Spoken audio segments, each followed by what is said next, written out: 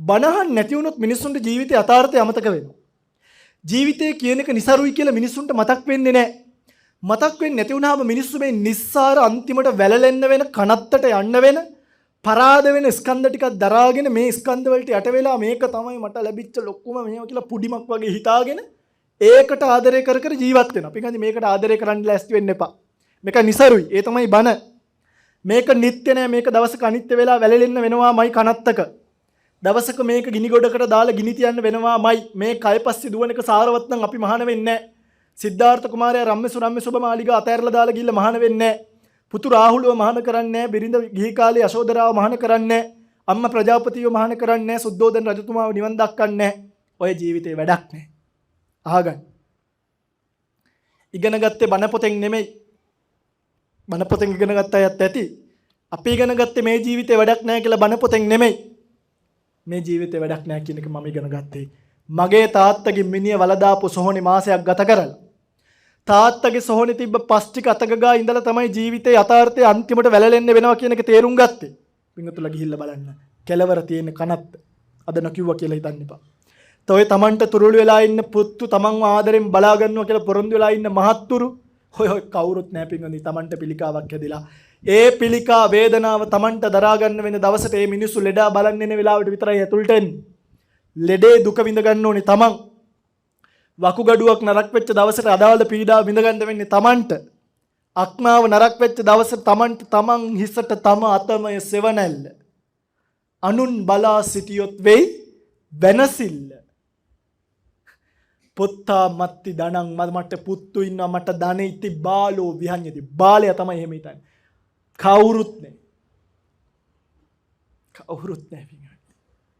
දවසක මේ ජීවිත අතහැරලා දාලා යන්න වෙනවා. එතකන් දඟලලා බලන්නකො. බන දන්නේ නැති නිසා තමයි දඟලන්නේ. බන දන්නවනම් මිනිස්සු දඟලන්නේ. මහාන වෙන්න ඕනේ නැහැ.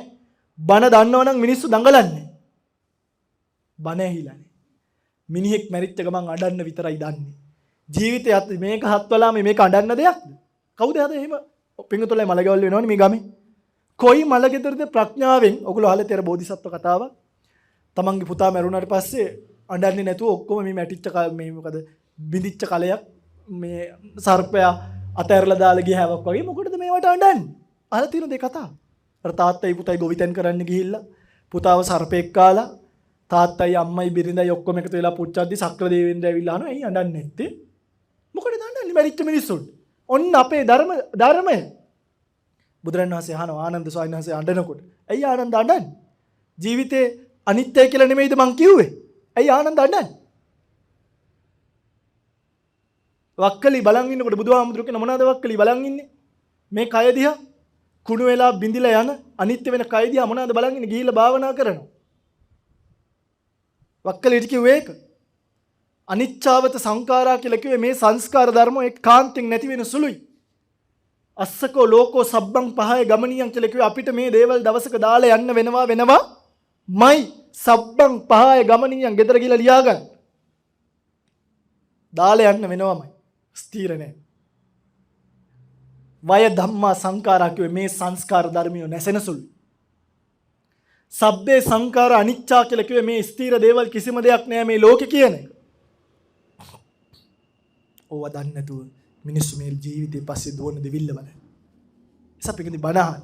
බන ඇහුවට පස්සේ දුවන්න හිතෙන්නේ අපේ ජීවිතත් අපිත් ඔය වගේම ඉඳගෙන දවසක බන ඇහුවා. ඔය වගේම ජීවිතේ වෙනස් වුනේ බනහන්.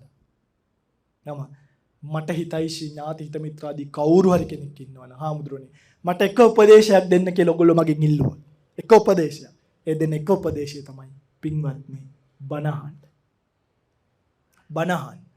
ආයි මේ කියන්නේ මොනවාද? පින්වත්නි බනහන්.